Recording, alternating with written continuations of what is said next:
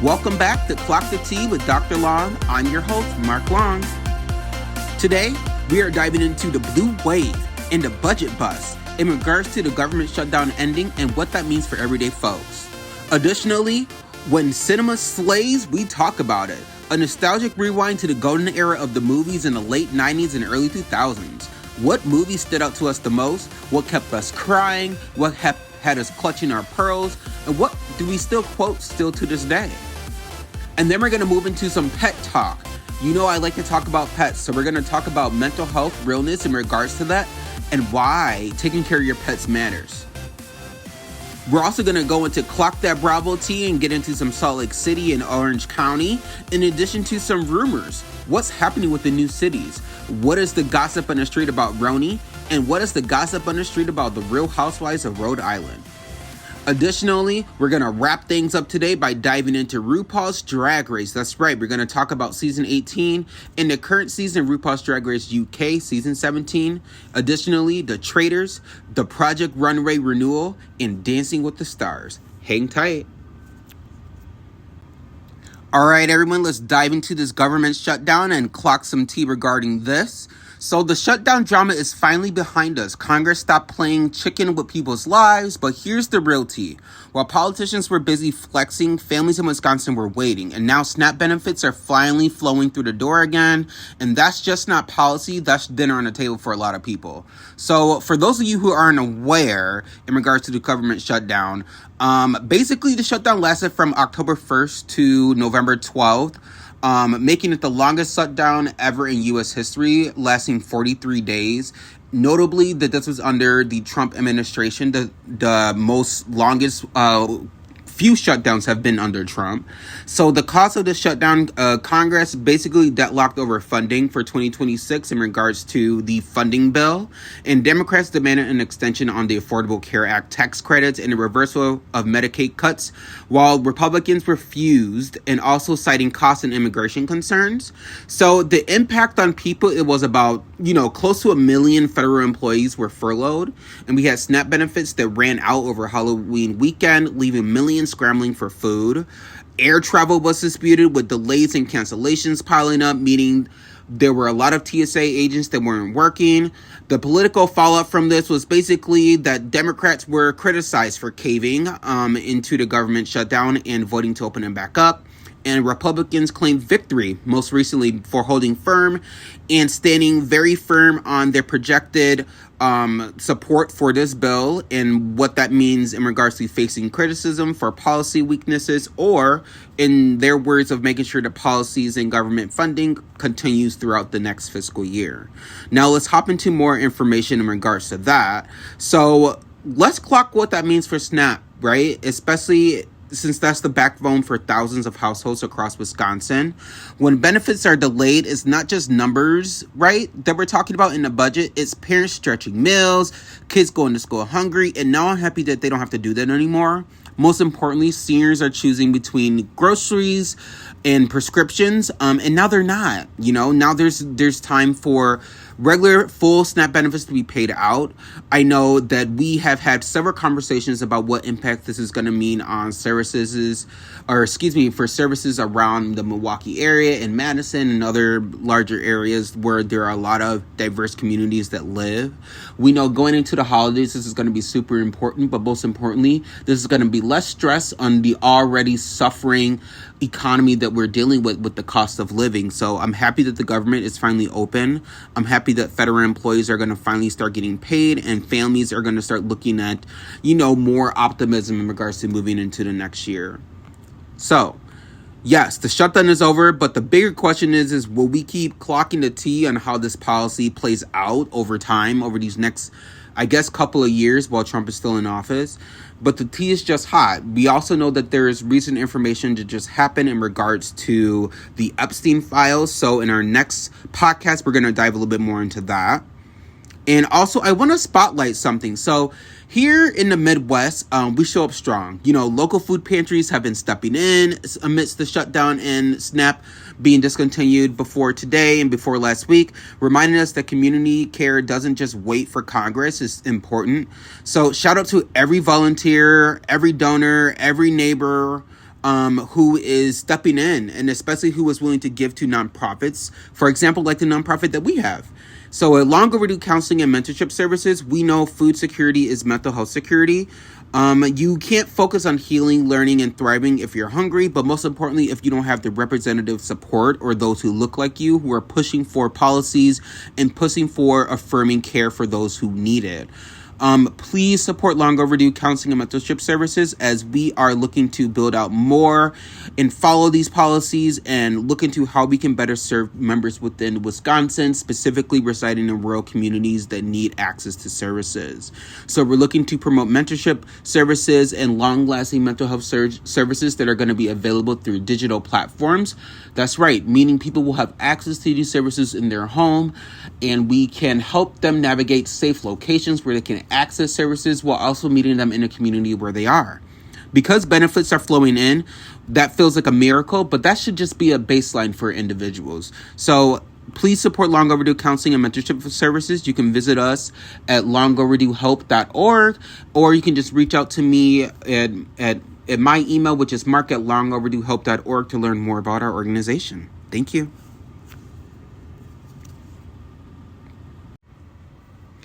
Okay, yes, the government is finally open, but let's dive into what that means in regards to this funding bill and what does that spell out for us. So we know most federal agencies funded only until January 30th, 2026, setting up for another potential shutdown. So I do want to make sure that that's out there and people know that that's potential and something that we might be looking forward to. Veterans programs, agriculture, FDA, and military construction are funded through September of 2026, which is areas that Republicans prioritize as essential and politically safe. Now, we notice STAT benefits have been restored and are funded through September after families went weeks without food, as we just discussed during the shutdown. In regards to other things that the funding bill will cover, so we have the Medicaid and Affordable Care Act. Affordable Care Act tax credits, Democrats wanted to extend, right? So they wanted to enhance these subsidies to lower premiums for millions. Republicans refused, and the final bill dropped the extension. That means families could face higher premiums starting in 2026. Now, let's process that, because now we talked about the fact that premiums are going to potentially go up, and people were nervous about that being completely cut from the bill in its entirety. We see that there has been a year extension for people to adjust to their premiums potentially going up, but given what the Affordable Care Act has covered in the past, this is going to be a lot for families to adjust to around the country, given that premiums went up back in previous presidencies and how that had an impact on individuals. Now, we also know from this funding bill that Medicaid has also been impacted. GOP resisted long-term commitments to Medicaid funding, meaning cuts proposed earlier were avoided, but the program remains vulnerable in the future negotiations. So we'll see more about that down the line, so stay tuned on that. Republicans framed this bill as a clean funding extension. So no new spending, no Affordable Care Act expansions, no immigration-related concessions, nothing of the sort. President Trump and the GOP leaders emphasized that not a single penny went to the Affordable Care Act subsidies or undocumented immigrants. So we already knew that was the case in regards to undocumented immigrants because they don't qualify for these services or benefits. There was some talk from the administration earlier on in the year and during the campaign that some funding was going from the federal government was going to programs like Head Start and Early Head Start around the country where undocumented immigrants were benefiting from in regards to receiving that service. So there's been a lot of pushback from the GOP and making sure those programs were eliminated, but most importantly, making sure that there are any loopholes. Democrats pushed back, saying that this is preposterous and that was not happening, and that immigrants are not receiving services such as SNAP or anything that comes from the federal government, and that the GOP has played into this fear tactic, portraying Democrats as trying to extort taxpayers for prolonging the shutdown. So in addition, the GOP also sought out to limit funding for oversight agencies like the Government Accountability Office through bipartisan negotiations, restoring some of those cuts that were initially discussed. So from that, we know those who are going to be most impacted by this in regards to the funding bill. We know federal workers are playing catch up right now, so they're finally being paid after weeks without income. So that's going to obviously bleed into next year, into 2026.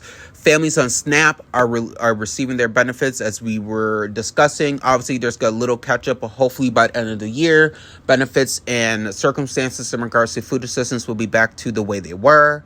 Now, there are going to be stricter requirements in regards to working, so individuals around the country will need to look at their websites and be in tune with their benefits and make sure that they're talking to their county agencies their city and county agencies that work with the federal government to make sure those funds are dispersed.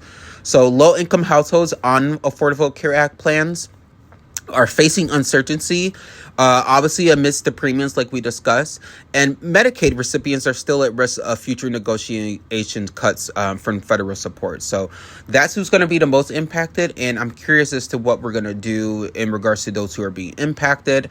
I know social service agencies are going to see an uptick in terms of support in individuals that are not going to be able to afford their health care, but most importantly, what access to services they'll be able to have based on their current Medicaid benefits. We know that there's not going to be any pull from that, but we'll see what happens over time amidst there being another potential shutdown. So most agencies are funded, like we mentioned, only until January 30th. We know that the healthcare drama, we know that with Democrats, they fought to extend affordable tax credits, and we know that that's likely not going to be the case. Republicans said no. We know that in regards to kind of moving forward with families and how they're going to be getting more access to services and what that means for those who are living kind of paycheck to paycheck, just keep an eye on what that means for your premiums, but most importantly, keep an eye on how you're budgeting. Obviously, don't overspend right now, because things are still kind of left up in the air in regards to how the government is going to move forward. So we're going to keep an eye on that. And we're also going to continue talking about this funding bill and what this means long term. I know across the state of Wisconsin, we are seeing a lot of optimism in regards to just kind of moving in the direction we're moving, considering right now with our government choices and how Tony Evers stood on business and making sure those who receive SNAP benefits, once the courts approved for that to be dispersed, he went ahead and made sure that those people across the country, across the state, had their SNAP benefits, that those are dispersed towards the end of last week and early this week, even with the Trump administration pushing for those benefits to be retracted or taken back until the courts fully decide on this decision. And we know it went to the Supreme Court, and there is a lot of drama there as well. So yeah, I'm curious to see what people were thinking about the funding bill. What does this funding bill mean for individuals who are looking to get more politically involved, right? So I wonder what that means. So I'm curious as to see what that means and how that's going to pan out in the future. All right, I'm ready to kick it old school. It feels so weird to say that now, to kick it old school, especially like being born in 1991, but I guess that's where we're at. You know, I used to say old school for the 70s, for the 80s, for 60s Motown music that I kind of grew up on, that was playing in my house or my grandparents were quite aware. So, but now let's dive back into my version of nostalgia, which is basically when cinema slayed. So remember when going to the movies was like an event? You line up at a box office, grab the oversized tub of popcorn. I mean, you could still do that. But you would pray you'd get good seats, and, you know, no one, or just hope that no one was like, you know, crunching loud or craning in your neck or in the front row or anything like that. Yeah, those times when you used to go to Blockbuster and there was no streaming and that kind of thing. And yeah, I miss those days. I miss the days where you know, maybe you should just get some quotes here and see if you might know where these are from. You in danger, girl. Ghost, 1990. I See Dead People. The Sixth Sense, 1999. You know, these are movies that we all grew up on and movies that kind of were well known. And I think movies have the same effect a little bit, but I honestly do feel like when I watch a movie from the 90s and the early 2000s that there's an extra level of nostalgia or peace or comfort, or I get like really, really, really invested Versus movies now, they're great, right? Like I love the HD of it all. I love the effects. I love the CGI and the AI and everything. But it kind of takes you out of the experience when it's completely indulged in like the experience of technology. And I just miss kind of going to a movie, seeing great acting and seeing great actresses and actors doing their thing. And that was the times that I remember. I remember You're a Wizard, Harry, from The Sorcerer's Stone in 2001, or Hold On to Your Butts from Jurassic Park in 1993. Because, obviously that dino chase scene was fabulous and something that I live for. But yeah, I do miss the 90s and the 2000s. So I'm curious, like, if you ever want me to give my feedback on a certain film or movie, please email me. I think there is plenty of opportunity to dive into a lot of this. So I know a lot of you remember Blockbuster nights and VHS magic. Before streaming, there was Blockbuster, right? Or Family Video or whatever. And I remember Fridays and Thursday nights going to Blockbuster with my brother and my two younger sisters and my dad. My mom wasn't really a huge Blockbuster person. She was more of a library person. And yeah, we would wander the aisles. Obviously, there would be little mini bickering about what VHS tape to rent. I know my sister used to conveniently always rent Cinderella and The Princess and the Goblin over and over again when we had the VHS at home. It was just the weirdest thing, but my dad loved it for her, and I guess we loved it for her too. Well, at the time we didn't, but whatever. But yeah, that was fun. And then we prayed that, like, when we went to check out, that the movie was still there, and we would look to see if movies were still on the rack. I remember those times, and you want to make sure you got there, especially if there was a new release. So like that was a really good time. I remember the golden era of, slay-worthy cinema in the 90s and 2000s that gave us films that were just hits. And I can give you a list of those films, but in the meantime, here's some more quotes for you. Do you remember If You Were a Bird, I'm a Bird? The Notebook, 2004. So that line made us all cry into our popcorn, and I remember just like the moment of them being in a canoe together, and that's very 2004, very tearjerker, very, very that. Also, there's another movie that I'm sure will ring a bell. I See Dead People. Do you remember that one? Still chilling, still iconic. The Sixth Sense, 1999. Okay, so here's some movies. So from the early 2000s, one of my all-time favorites is Jurassic Park from 1993. And then obviously the Titanic from 1997. We had The Matrix come out in 99. Harry Potter was a huge hit in 2001, which projected a series of sequels that basically came out because of the novel's following. And we also had another blockbuster hit, which was kind of competitive with Harry Potter, but in its own lane in terms of the storyline and the epic fantasy that changed cinema forever, which was The Lord of the Rings. And I remember The Fellowship of the Ring, which came out 2001, and then throughout the 2000s of the series of sequels that came out, and how attached everyone were to those movies. They were long, but they were wonderful. You had to go to the theater to see them. The makeup was great. The costumes were amazing. So some thrillers and tearjerkers. I remember The Sixth Sense that we talked about, The Notebook, American Beauty from 1999, which was a suburban drama with iconic imagery. Do you all remember that movie? Classic. We have Gladiator from 2000. Some rom-coms that come to mind, Clueless from 1995, 10 Things I Hate About You from 1999, which was basically a teen angst meets Shakespeare film. Just to reference Clueless again, don't forget the famous quote, As If. We have Legally Blonde from 2001. Mean Girls. On Wednesdays We Wear Pink. That was a classic. Love Actually in 2003. And I think a lot of these movies you can still stream. I distinctly remember this movie called Fight Club from I believe it was 2000 or 1999. And that starred, I believe it was Brad Pitt. So that was another huge hit that everybody pretty much gagged over. Bring It On, Shrek, Moulin Rouge. These are the films that give us iconic quotes, but also great memories. And I'm curious to learn about what some of your favorite movies are.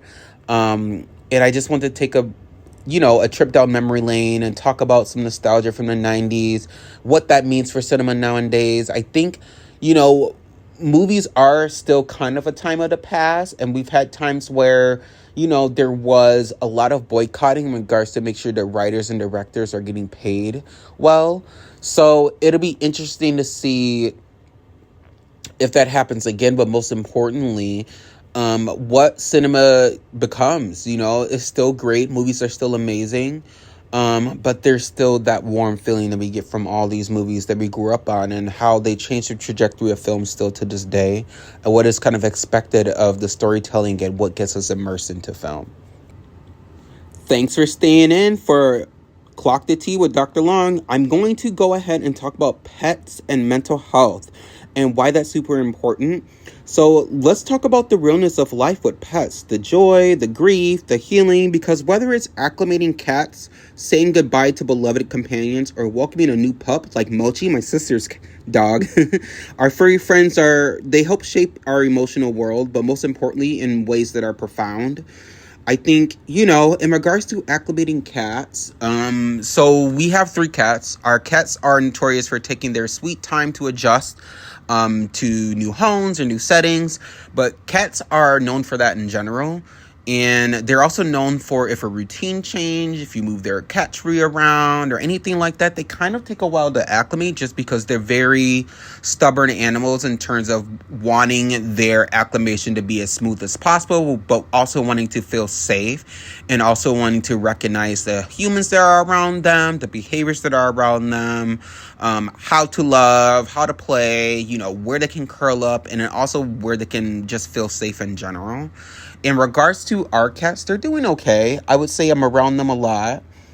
We have 3 tabby cats. We have our 2 that we started off with, which is Christian and Momo, which were 2 cats that were adopted from the Humane Society in Waukesha, so Paws. And we have a cat that we adopted from our friends that moved to New Zealand. And he's a little bit older. I would say he's probably around 9 years old. Our other cats are around 5 and 3 right now. And yeah, so they have their own lane in terms of how they adjust. I would say they all do pretty well with our dogs, but with each other, they do not. There's a lot of bickering. The older cat that we got has some health issues, so he's used to doing his own thing. And he's not fond of the cats at all. He chases them. He bickers with them, he growls with them, and they're not having him at all. But we've slowly over time started to introduce them. We have them in separate rooms. We've had them introduced in the basement area where their cat boxes and their food is. We moved food upstairs and separated it that way. But we notice it's more of a territorial thing in regards to where the cats are at the time. So keeping their cat boxes and food in the same area has worked out a lot better. Behavioral changes we've noticed have changed, so there's a lot of less aggression, but there's also spurts of aggression of them towards each other. So I'm open to any kind of advice you all can give me. Obviously, you can email me, but it's a process, and I think the patience is the most important part of it.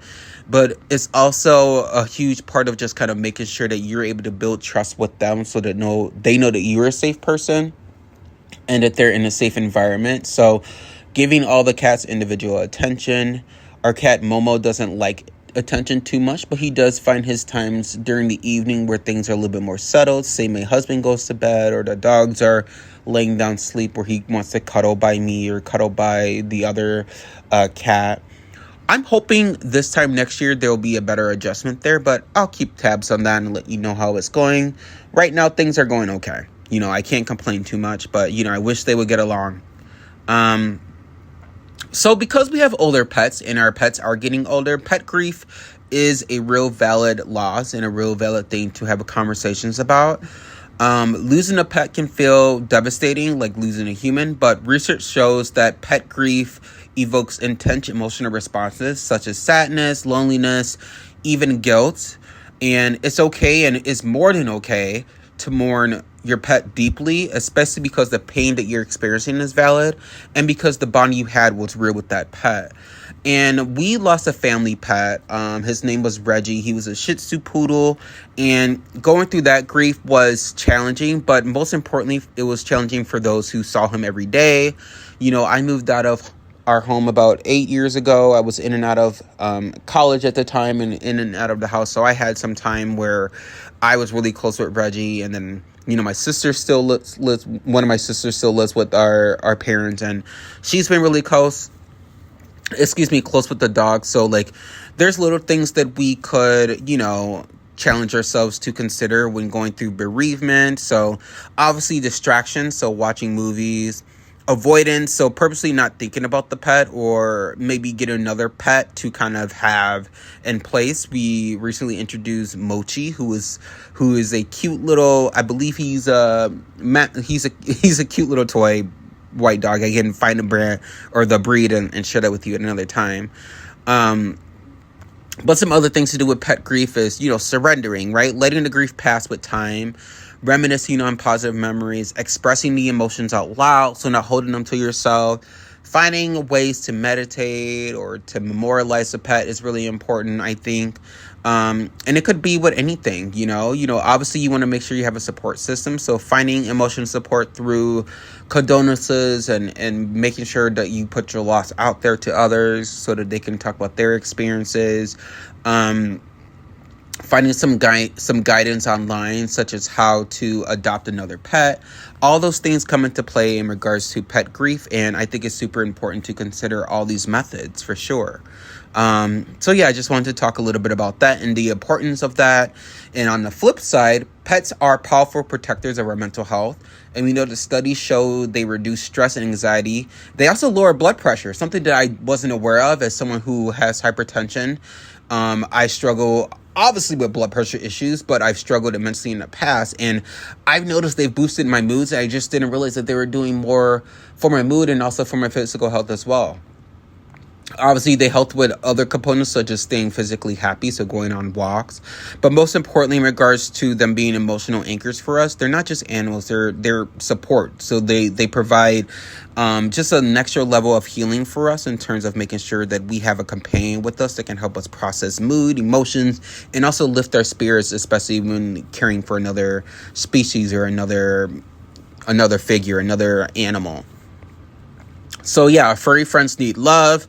Loving and caring for pets isn't just about like feeding them. Obviously, it's about compassion. It's about responsibility. It's about respect.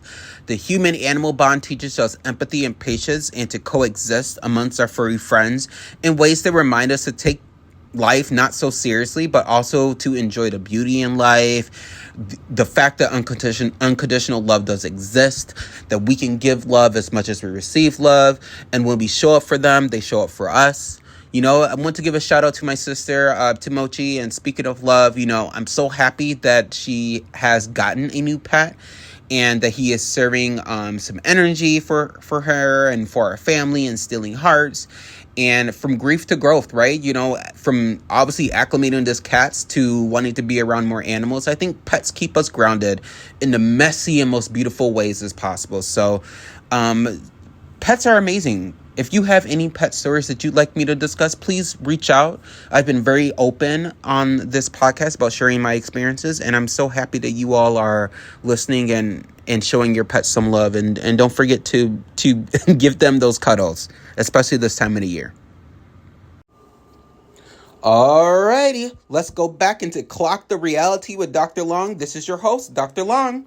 So, let's clock that Bravo T. Salt Lake City and Orange County are serving up chaos hotter than Lisa Barlow's tequila shots. From Todd's cheating whispers to Meredith spiraling on a plane, the reunion trailer, or the mid-season, trailer proves that this franchise is just messier and is getting better by the moment.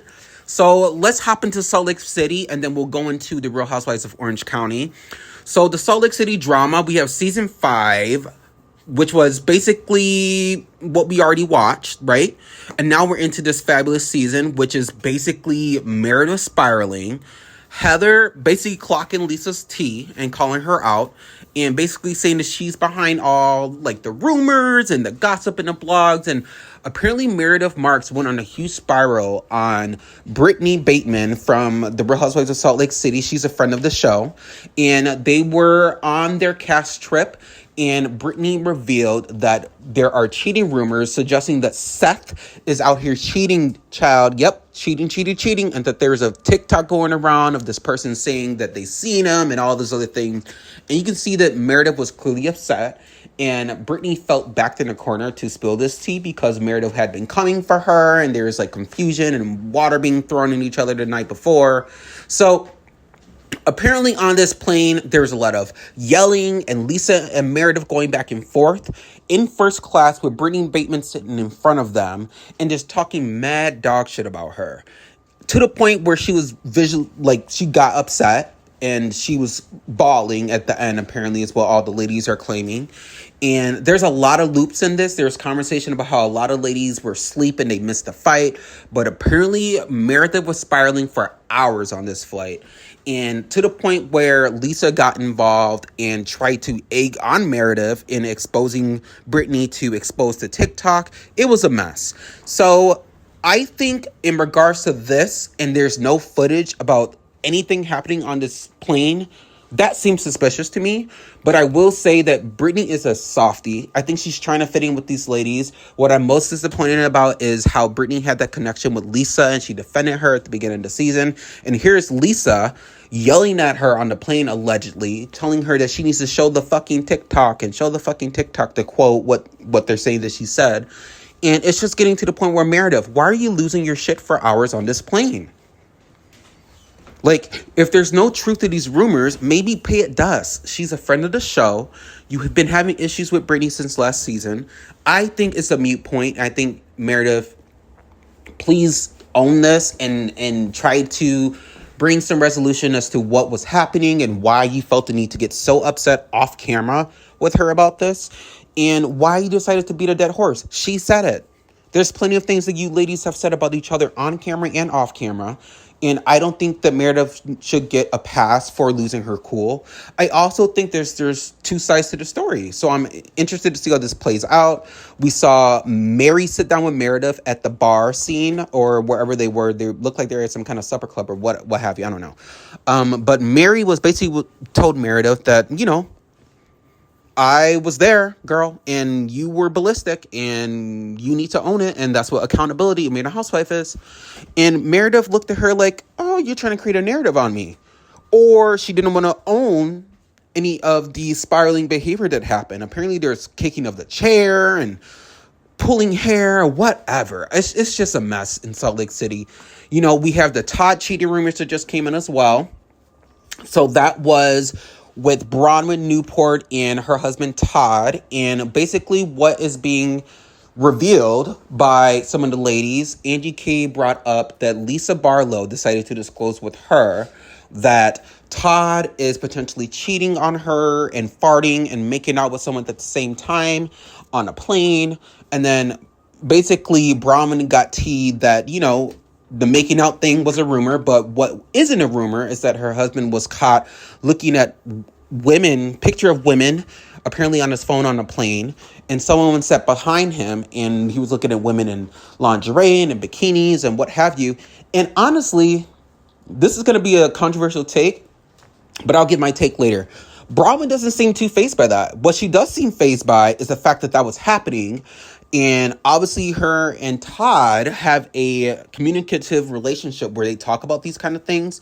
She was sitting down with Whitney and they were discussing how they basically are advocating for their marriage lifestyle and how they're a little bit more open in terms of communication of needs and desires in their relationship and how they might be open. So Bronwyn wanted Todd to stay an extra day in a hotel because she's like, hey, you're not going to be looking at naked women and not tell me and you should be letting me pick out the girl and all this other stuff. So I kind of live how she owned that, and how this conversation between Bronwyn and Whitney is happening on full display, because there are people that have that lifestyle. It's very common within the gay community. And I think, I'm not saying these women are part of the community, but I am saying that, polyamorous or non-monogamy is something that a lot of people subscribe to. And I think, more conversations around that from Housewives make sense.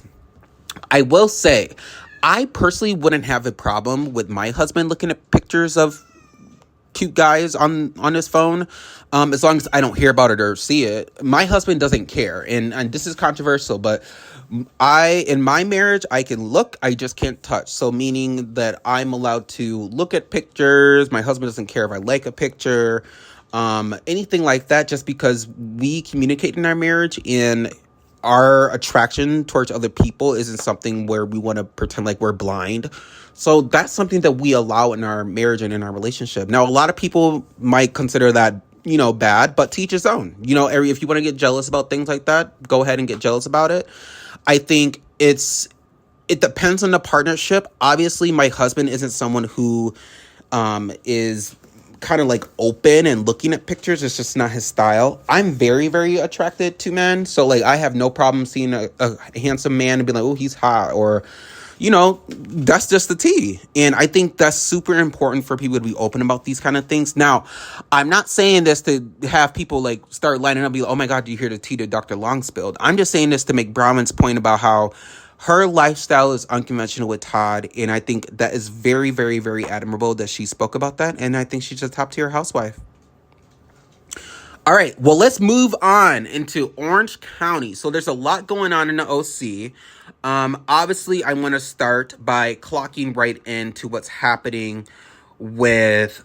Oh my goodness, let me get my notes. Let me get my notes, because y'all know I like to go off script about how my notes. But let's go ahead and clock in with Tamra, who's clearly under fire for confronting Shannon, right? But not just confronting Shannon, confronting Gretchen, and we'll get into that. So Katie is reflecting at the reunion about everything that went down. There's some women that are willing to own how they treated Katie. Some women are not. I'm interested to see how that comes out more in the reunion. But Gretchen appeared at the reunion, and her and Tamara clearly have some issues still, because they are just heightened with emotion, just kind of like, I would say Tamara more so than Gretchen. But it'll be interesting to see if Gretchen is going to own any of the homophobia and the transphobic posts that she's been liking, and how she's claiming that that's not her, and then doubling down by saying that she chooses love in her comments. Something is seeming off with this, and I'm kind of with Heather the Bro. Like, if you have queer kids and you are spending time with someone who is MAGA and traditional and conservative, whatever, I don't care what the fuck you are. You're not going to be liking hateful posts and consider and be my friend. That's weird, And I think if Gretchen just owned it, say, hey, I felt that way, I'm willing to learn and be educated, that would be a different thing. But I didn't see that come from Gretchen. To quote Gina, she looked very unfazed. She looked just very flat about the whole thing. And for me, that's very telling of someone who is into LGBTQ+, because they don't understand the gravity of what it means to put out these hateful messages, what it does to youth, what it does to those who lack resources, and what it does to those who are being told that who they are is bad. And I think for Gretchen to be surrounding herself around a bunch of people who are LGBTQ+, as she claims, and for her to get upset with Tamara as if Tamara pulled this out of her ass, I mean, Tamara did pull it out of her ass, but she's not pulling everything out of her ass. There needs to be some accountability happening on this at the reunion, because I feel like this is a conversation that we are having in the country right now in regards to LGBTQ plus rights, right? Yeah, that's what I'll say about that. Now, I want to focus on Tamara a little bit, because I think Tamara is, arguably one of the stars of Orange County. And I think going into next season, it makes sense to keep her on. If you notice, they've brought someone on these last few seasons to ruffle Tamara's feathers. Her first go around, they didn't really bring someone on, but they did have her bring on one of her close friends, which was Jen. Pandrati, who was called out for not being a great friend, obviously to Tamara, but also because of her husband and the cheating rumors and that kind of thing. So that kind of gave Tamara a good storyline that season. And as well as we had Alexis last season, and this season we have Gretchen. So Tamara is the it girl of Orange County right now. She's bringing us the drama. She's bringing us the chaos, the emotional responses and reactions. So I think her spot is solidified for next season. I'm curious to see what direction they will go with Shannon.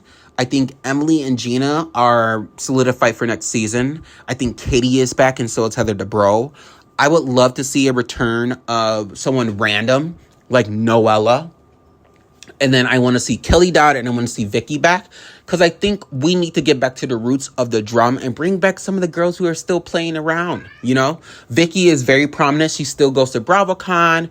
I saw her when I was at BravoCon in passing. Obviously, I didn't go and say hi or anything because there's a crowd of people around her. But yeah, these ladies are the starters of pretty much the Housewife franchise, and they're going to be there till the end. And in regards to Tamara, I think she's solidified. So yeah, moving over to Jen.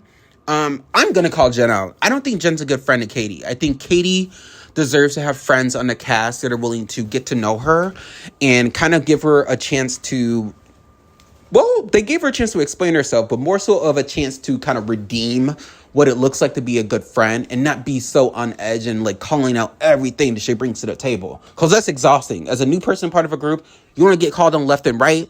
You know what I mean? Jen went through her phase of being called out all her first season and second season. Obviously, she had a little back and forth with Gina at one point. So I'm not saying that as a new person on the show, you shouldn't have any backlash. But Katie, right now you're going to be going into your third season next season. So I say bring it, girl, and let the girls have it. They let you have it with this lie detector test. And there's just a lot happening. And I think Jen can be a better friend to Katie just by showing up and listening. Sometimes you just need your friend to listen to you. And it just seems very one-sided. I think Katie thought they were more friends than what they were. I think Jen put on this show of being close with Katie because at the time she was kind of iced out from the other ladies, and Tamara was like the ringleader with that. And, you know, obviously at the time Tamara was close with Heather, and then now Tamara's having falling out. So, and I think it's easier for Jen to kind of find her place with the ladies again socially because she's able to call Tamara out with no hesitation. And the ladies are kind of like open to it. As well as Jen being open to it. What I'm not okay with is like now you have to find out what it looks like to be called out on being a bad friend. If Katie and Tamara come close and there's a new wife or a returning person, Jen, you're going to be in a hot seat, baby. That's what I think. That's personally what I feel. So we can get into more Orange County. I will be super excited for a Vicky return. I'm not a huge fan of Vicky as a person, but I like Vicky and what she brings to Bravo, what she brings to the network, Vicky's connections, basically the fact that she's been there from the beginning. She's an OG. So there's room for that, and there's room to see how her relationship with Kelly Dodd has changed. If there is a relationship there, there's room to see what the relationship will look like between Tamara, Vicky, and Shannon. Moving forward, I know they were the three amigas in the past. I don't think they're going to be the three amigas anymore. So we'll see what that looks like. Okay, the last topic I wanted to cover now, in regards to Housewives. So, there is some talk about the Real Housewives of Vancouver, which is a nostalgic fave for those who live in Canada, is going to be streaming on Peacock, right? So that's going to be coming to Peacock. In addition to the Real Housewives of Rhode Island, which filming just wrapped this fall. And Bravo will be confirming the cast. This week is BravoCon, so we're likely to see a cast reveal there or a trailer of some sort. So I'll stay tuned and talk more about that and see if there's any excitement happening. There's also going to be an Ultimate Girls Trip. Not anything from the U.S. franchises, but from the Africa Housewife franchises, where we have the Real Housewives of Lagos, Durban, Johannesburg, and Nairobi in Africa. And they're all going to be choosing wives from those series, and they're going to be making an Ultimate Girls Trip. So I'll be curious to see how that pans out. And if they decide to have, you know, those stream well, they already stream on Peacock, but if they want to have something stream on Peacock where we include the Real Housewives from Africa and some of the current ladies in the U.S., maybe Ultimate Girls Trip that way.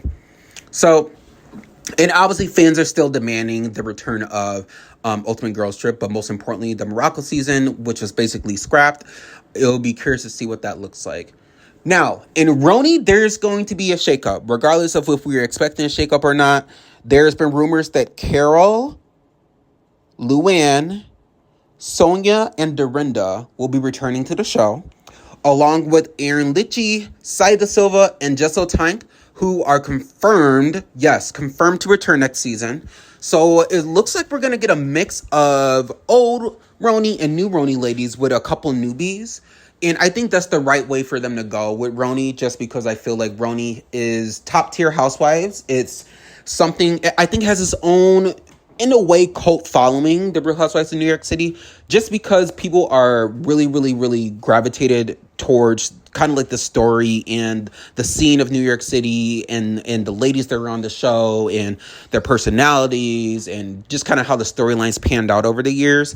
So it will be curious to see what happens with RHONY and if there's going to be any reveals with that at BravoCon as well. So stay tuned. We'll continue talking about reality TV and more with the Housewives as well. Hello. I'm going to recap some reality TV, and we're going to talk about some drag queens, maybe talk about a few seasons that are on the horizons, and some Dance with the Stars, the whole nine. Okay, so we are currently on RuPaul's Drag Race UK Season 7, which premieres today. I have not seen the current episode. I don't think it came out yet, but, by the time this podcast launches, it will be out. But anyway, Across the Pond is serving camp, and I am loving this season. The girlies are very good. Catherine Fillings is great. I really, really, really enjoy El Vos. The Snatch game last week was fantastic. The girls are exciting, and I just think the lip sync was really, really cool, and there's a lot of energy. You can tell the girls are really hungry for the crown. I love these girls. I am very curious as to see the direction of who's going to make it to the top. So the UK's girls always bring like a cheeky humor and self-deprecating and these bold looks. And this season is just exceptional, just like every other season. So rest in peace to Viv, and I'm loving UK Season 7. And we are expected to get some kind of preview of season 18 of RuPaul's Drag Race. Now, I haven't seen it yet, and I think it's going to launch online sometime. And basically, we are going to get like a little mini preview of the queens of that season, the theme, the promo. And that's exciting because the next season of RuPaul's Drag Race Season 18 premieres in January of 2026. Now, moving past that, let's talk about The Traitors. So The Traitors is back, and we are on season 4 now, and we know that the host is back, Alan Cummings, in the Adras Castle over in Ireland, and we are going to see a stacked cast with, and I can just rattle off some names here, in January of 2026, which will be the premiere. But we are going to see Colton Underwood from The Bachelor, Donna Kelsey. We are also going to see Carolyn Stanberry, Dorinda Medley, Portia Williams, Lisa Rinna, and Candace Dillard Bassett, all from The Housewives. Wow. So, and then we're also going to see Tara Lipinski, Johnny Weir. We're going to see Monet Exchange. And this is going to be a quite packed season of a bunch of people from the Survivor series and from the Challenge. And Dorinda's back after being eliminated. Like that's something that we should talk about. So I know she's going to be, not going quietly if she is going to be eliminated, or she's going to definitely make her voice heard this season. So I'm excited for The Traitors, and I think we're in for a ride, especially with people like Lisa Rinna and Candace, and they bring the fierce drama and the bite back, and they're quick with their words. And child, I don't know what Portia's doing on the show, but we'll see what Portia gives. All right, so now Project Runway was renewed, and we are looking at it being season 21. I almost said 2021 for some reason, but it's going to premiere on its new home, which is Freeform, and Heidi Klum is returning as host, along with Nina Garcia and Law Roach as judges. And guess what? Christian Siriano is back as a mentor. That's right. And, you know, the winner was VJ of last season, who is a trans designer from the Philippines. And it's just amazing. She has like this bold style. She's unapologetic about who she is. And this renewal means more drama in a workroom, but more unconventional challenges, more designers. And I thought our girl, obviously from RuPaul's Drag Race, Utica it down, Ethan. And it was just an amazing thing to see. The twins were amazing. It was just a great season. So I'm excited to see that come back. Dancing with the Stars recap. So, you know, let's just start with who went home. Andy Richter, whatever his name is, was eliminated in week 9, leaving the competition tighter. I just think people just liked him. And like, which is fine, you can like who you like, but I do think that a lot of people were robbed of this spot. I think there's people that could have grew, and I'm not saying he didn't grow or he didn't have fun. It was refreshing to watch him, but this was a really good season with a lot of great dancers, and I do think a lot of the dancers that were on the show could have made it a lot further if they would have stayed longer in the competition. Just saying. But anyway, so at the top of the leaderboard, we have Whitney Levitt from The Secret Life of Morbid Wives scoring high while stirring some little bit of drama as well, you know, doing her thing. Dylan Efron from The Traitors and also younger brother of Zac Efron surprisingly had a strong dance. And a lot of fan growth is happening because he's actually grown immensely as a dancer, especially at the dance last night. So, and see, I'm lost for words already. Robert Irwin, obviously the wildlife conservationist, but also the son of the crocodile hunter of. Rest in peace to his father. And also we have Bindi Irwin as the sister who won Dance with the Stars. And he's just charming audiences. He's consistent with his dances. He's shown a lot of growth. He comes in with personality, finesse. He's refreshing to watch, and he's also the top of leadership board. Whitney Levitt is honestly one of the best dancers on the Dancing with the Shows seasons I've seen in a while. She's charismatic. She puts energy into her moves. She's fierce. She's giving sexy fierceness, and she's not afraid to show that she is ready to slay it every time she hits that dance floor. So congratulations to her. I want her to go really, really far. I also really enjoy Alex Earl, the influencer, who brings that social media energy, but also like this very like refined professional dancery to the dance floor, and she's just outstanding. And then last but not least, and my favorite duo, Jordan Childs and her dance partner Ezra, and the Olympic gymnast who is this athletic powerhouse who can do these crazy moves, who is effortless. I think if anything, like we've had plenty of Olympians win, and I think it's time for another one, and I think she can do it. I think she can do it. But I'm really loving this season of Dance with the Stars. It's really, really, really living up to the expectation. And I'm glad we get to see the personalities and these strong dances, and the return of other winners came to the show.